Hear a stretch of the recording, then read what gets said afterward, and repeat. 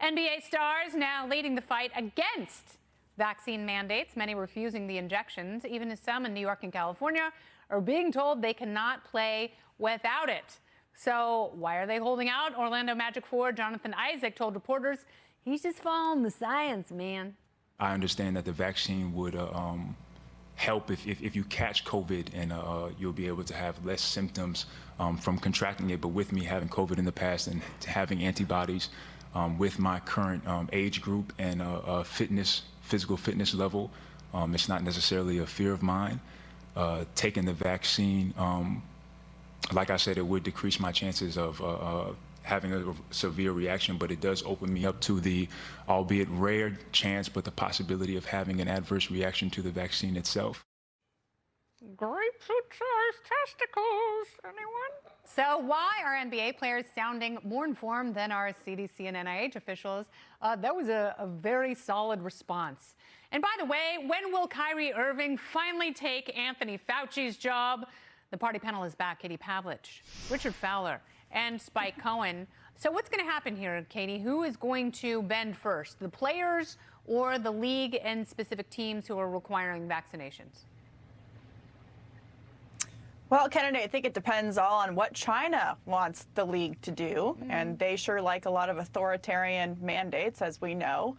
I'm not sure what's going to happen. You had LeBron James today saying he's changed his mind on vaccination. Of course, you had Jonathan Isaac explaining very eloquently why he doesn't think that he needs to take it. And there's a lot of people around the country who feel the same way, who have brains and individual thought, and they can look at the data and see that for the vast majority of the country, if you are a healthy young person who doesn't have pre-existing conditions like obesity or other problems, your likelihood of having severe risks or death from COVID is very low. Yes. And so I think it's interesting to see this debate playing out. And I think it's unfortunate that magazines like Rolling Stone continue to make up allegations against people who have a very legitimate argument and statements to make about why they don't think they should be taking the vaccine. Yeah, and it's a very personal decision. So what's very interesting to me, Richard, I didn't realize how many NBA players voted for Donald Trump. Listen, I think you're allowed to, and you're entitled to vote for who you would like to vote for. There's some recent data that came out from Hit Strategies that talks about vaccine mandates and how vaccine mandates are doing amongst various populations, including the African-American population.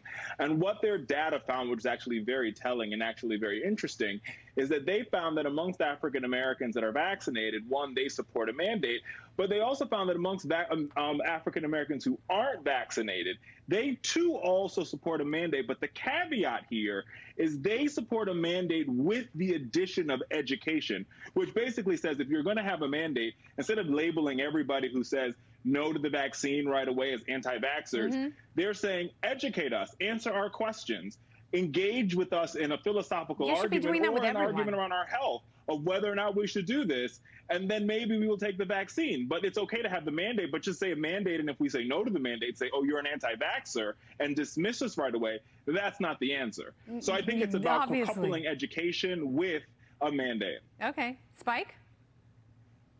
I think that this goes to show that if even roughly 10% of your workforce refuses to comply, it becomes a major problem.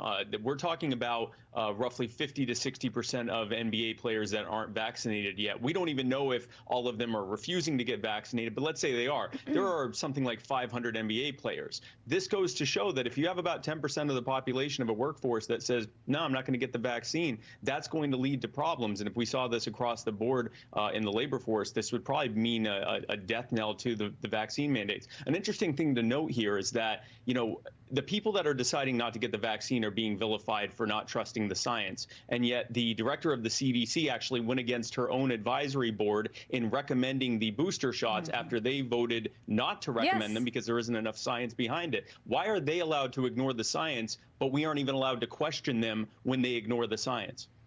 That's a great point. And you know what Americans love? They love sports, and they love sports teams who win. So if their NBA superstars aren't going to play at home and they're going to start losing games, I guarantee you that's going to change the conversation, and the league and the CDC will not be on the winning side. Party panel, thank you so much.